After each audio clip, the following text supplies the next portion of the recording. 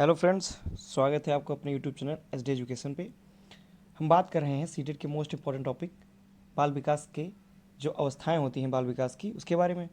तो इसके अंतर्गत आज हम जिस टॉपिक की बात करने वाले हैं वह है बाल्यावस्था। यानी हमने पिछले वीडियो में ये जाना है कि जो बाल विकास होता है उसकी कितनी अवस्थाएँ होती हैं, और उन अवस्थाओं में सबसे पहली अवस्था हमने जानी थी शैशवावस्था।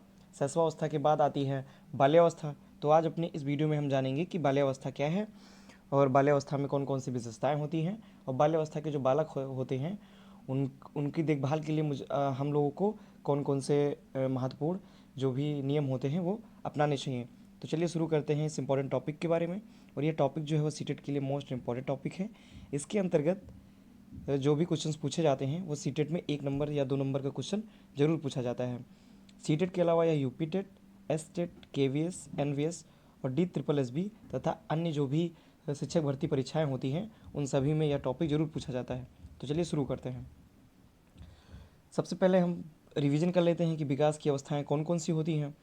तो जो विकास की अवस्थाएं होती हैं, बाल विकास की जो निम्नलिखित अवस्थाएं होती हैं। सबसे पहली अवस्था होती है शैशवावस्था, जो 0 से 2 वर्ष तक के लिए मानी जाती है। अगली अवस्था होती है पूर्व बाल्यावस्था, जिसे 3 से 6 वर्ष तक की अवस्था मानी जाती है। अगली अवस्था होती है उत्तर बाल्यावस्था, जो 7 से 12 वर्ष तक की अवस्था होती है। जो चौथी होती है वो होती है किशोरावस्था, जो कि 13 से 18 वर्ष तक की अवस्था होती है।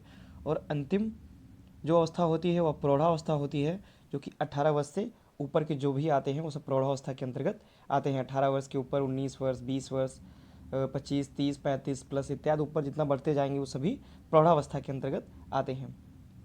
अगले पॉइंट की बात करते हैं बाल्यावस्था। यानी जो बाल्यावस्था होती है वो जो बाल्यावस्था होती है विकास की अवस्थाओं में वो कब से कब तक की अवस्था होती है। तो सबसे पहले हम बात करते हैं बाल्यावस्था की। पिछले वीडियो में हमने शैशवावस्था की बात की थी। अगला जो सेकेंड है वो है बाल्यावस्था। बाल्यावस्था 3 से 12 वर्ष तक की अवस्था होती है। जो बाल्यावस्था होती है इसकी समय सीमा जो होती है 3 वर्ष से 12 वर्ष तक की होती है। और यह मुख्यतः दो जो इसके पार्ट होते हैं बाल्यावस्था के। पहला जो होता है वो पूर्व बाल्यावस्था कहलाती है, यानी कि अर्ली चाइल्डहुड कहलाती है, जो 3 से 6 वर्ष तक की अवस्था होती है।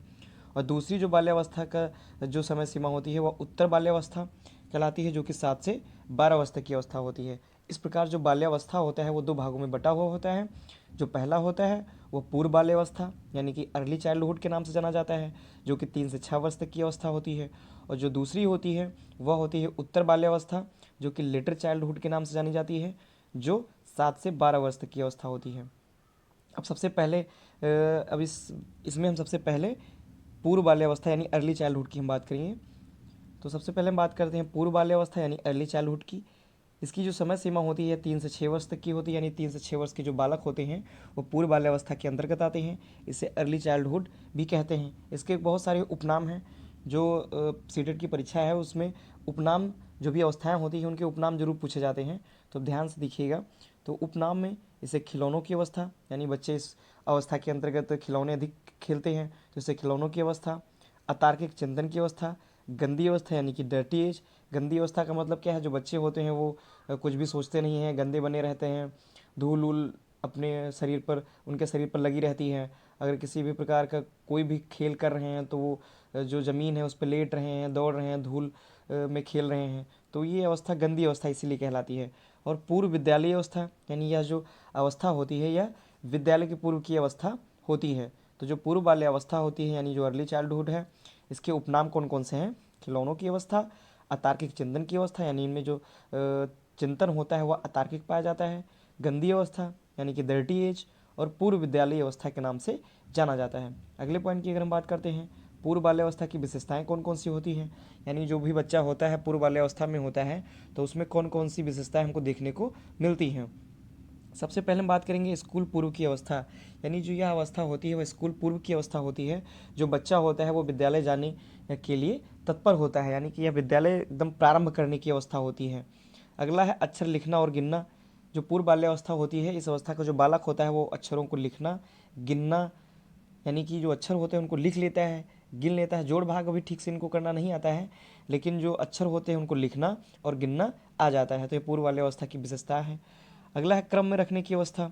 यानी कि जो पूर्व बाल्यावस्था होती है इसमें जो वस्तुएं होती हैं वो बच्चा क्रम में रखना शुरू कर देता है, जैसे कि छोटे से बड़े के क्रम में, और ऊपर से नीचे के क्रम में इत्यादि के जो क्रम होते हैं, हल्का कौन सा है, भारी कौन सा है, इत्यादि का जो क्रम होता है, इसमें जो बच्चा होता है वो वस्तुओं को रखना शुरू कर देता है। भारी तथा हल्के की जानकारी होना, अगला पॉइंट है भारी तथा हल्के की जानकारी होना, यानी इस अवस्था में जो बच्चा होता है उसको भारी तथा हल्के की जानकारी होती है, यानी कि कौन सी वस्तु अधिक वजन की है, कौन सी वस्तु कम वजन की है, कौन सी वस्तु हल्की या भारी है, इत्यादि की जानकारी इस अवस्था में हो जाती है। फिर है अहम केंद्रिता या स्वकेंद्रिता, यानी इस अवस्था का जो बालक होता है वो स्वकेंद्रित होता है, यानी जो भी वो कार्य करता है, जो कुछ भी करता है वो स्वकेंद्रित करके करता है, यानी कि अपने ही बातों को मान करके वो करता है। जीववाद, जीववाद जो होता है इस अवस्था के जो बालक होते हैं उनमें जीववाद पाया जाता है, यानी जो बच्चे होते हैं वो यह समझते हैं कि जो कुछ भी वस्तुएं होती हैं उनमें जीवन होता है, उनको जीववाद कहा जाता है। तीव्र जिज्ञासा की प्रवृत्ति, यानी कि जो यह अवस्था होती है इसमें बालक में तीव्र जिज्ञासा पाई जाती है, यानी बहुत अधिक तीव्र जिज्ञासा, यानी जिज्ञासा का मतलब क्या होता है, किसी भी बात को जानने की इच्छा, वही जिज्ञासा कहलाता है। तो इस अवस्था के जो बालक होते हैं उनमें तीव्र जिज्ञासा इसलिए पाई जाती है कि किसी भी बात को तुरंत जानना चाहते हैं, कोई भी वस्तु होती है उसकी जानकारी वो प्राप्त करना चाहते हैं।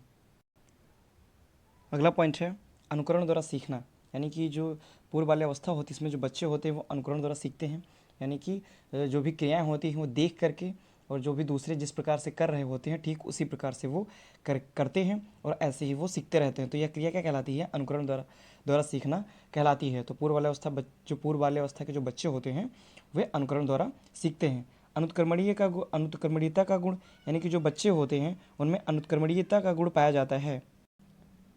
यहाँ से क्वेश्चन जरूर पूछ लिया जाता है कि निम्नलिखित में से किस अवस्था के जो बालक होते हैं उनमें अनुत्क्रमणीयता का गुण पाया जाता है।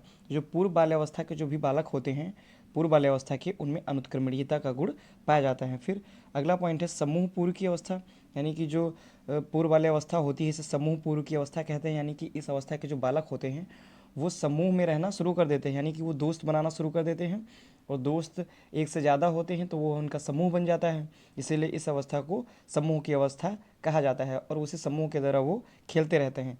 अगला है समस्यात्मक अवस्था, यह जो अवस्था होती है वो समस्यात्मक अवस्था होती है, यानी कि जो इस अवस्था के जो बालक होते हैं वो क्या सही है क्या गलत है इसमें फ़र्क नहीं कर पाते हैं, क्या करना चाहिए क्या नहीं करना चाहिए नहीं जान पाते हैं, तो ये इनमें दुविधा या समस्या बनी रहती है। तो जो पूर्व बाल्यावस्था होती है इसे समस्यात्मकता की अवस्था भी कहा जाता है। अब अगले पॉइंट पे हम चलेंगे। दूसरी अवस्था है उत्तर बाल्यावस्था, यानी बाल्यावस्था की ही अगली अवस्था है उत्तर बाल्यावस्था। यह जो होती है 7 से 12 वर्ष तक की अवस्था होती है, इससे लेटर चाइल्डहुड भी कहा जाता है, यानी कि हिंदी में उत्तर बाल्यावस्था कहा जाता है तथा इंग्लिश में इसे लेटर चाइल्डहुड कहते हैं। इसके उपनाम कौन कौन से होते हैं। उत्तर बाल्यावस्था को जीवन का निर्माणकारी काल कहा जाता है, इसे समूह की अवस्था भी कहते हैं, यानी कि जो इस अवस्था के जो बालक होते हैं वो समूह में या गैंग में रहना शुरू कर देते हैं, यानी इसे गैंग एज भी कहते हैं। क्या कहते हैं इसे, इसे गैंग एज भी कहा जाता है, यानी कि समूह की अवस्था। मिथ्या परिपक्वता का काल भी कहा जाता है और यह खेल की अवस्था होती है, यानी कि जो बच्चे होते हैं वो अधिक से अधिक खेलने में व्यस्त रहते हैं, यानी खेलना उनको अधिक पसंद रहता है, तो ये इसके उपनाम हैं। तो ये यहाँ से क्वेश्चन जरूर पूछ लिया जाता है कि उत्तर बाल्यावस्था को किन किन नामों से जाना जाता है, तो इसे जीवन का निर्माणकारी काल कहा जाता है, यह समूह की अवस्था होती है, मिथ्या परिपक्वता का काल होता है और खेल की अवस्था भी कही जाती है। अगले पॉइंट पे हम चलेंगे।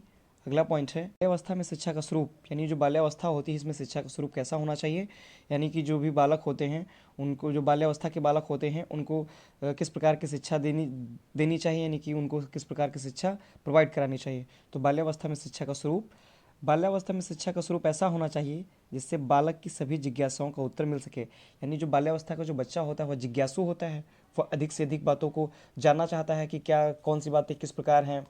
अगर कोई बात होती है, मान लीजिए कोई भी प्रश्न वो करता है कि जैसे सूरज है वो लाल क्यों है, या फिर जो पानी है इसका रंग कैसा है, और या पानी मीठा क्यों नहीं है, या पानी खट्टा क्यों नहीं है, इत्यादि जो उसके जो प्रश्न होते हैं वो जिज्ञासाओं से भरे होते हैं। तो बाल्यावस्था में बच्चे को शिक्षा का स्वरूप ऐसा होना चाहिए, यानी उसको ऐसी शिक्षा मिलनी चाहिए जिससे उसके जितनी भी जिज्ञासाएं हैं वो सभी शांत हो सकें।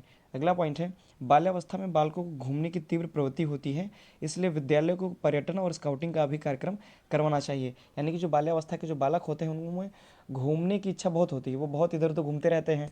तो जो बालक होते हैं वो जब घूमते हैं इधर उधर उनमें घूमने की तीव्र प्रवृत्ति पाई जाती है, इसलिए विद्यालय को क्या करना चाहिए, उनको पर्यटन यानी कि बाहर कहीं जो घुमाने ले जाना चाहिए, स्काउटिंग जो होती है उसका कार्यक्रम करना चाहिए, ताकि बाहर निकल के जो बच्चा होता है वो समाज से जुड़ सके और विभिन्न प्रकार के घूमने के जरिए जो बालक होता है वो घूमने के जरिए विभिन्न प्रकार की जो ज्ञान होता है उन ज्ञान को प्राप्त कर सके और उसकी जितनी भी जिज्ञासाएं हैं उन सारी जिज्ञासाओं को शांत किया जा सके। तो बाल्यावस्था में शिक्षा का स्वरूप ऐसा होना चाहिए कि जो बालक होता है उसमें घूमने की जो प्रवृत्ति होती है वो तीव्र होती है, इसलिए विद्यालयों को करना चाहिए कि उसको पर्यटन में ले जाना चाहिए, स्काउटिंग के कार्यक्रम आदि करवाने चाहिए। तो ये था आज का हमारा टॉपिक। जो विकास की अवस्थाएं हैं उसमें से दूसरी जो अवस्था है बाल्यावस्था, उसके हमने दोनों प्रकार यानी पूर्व बाल्यावस्था तथा उत्तर बाल्यावस्था के बारे में हमने डिटेल में जाना और हमने अच्छे से इसकी चर्चा की है। अगर आपको यह वीडियो पसंद आई है तो प्लीज़ वीडियो को लाइक करें, वीडियो को अधिक से अधिक शेयर करें और हमारे चैनल को सब्सक्राइब करें। धन्यवाद।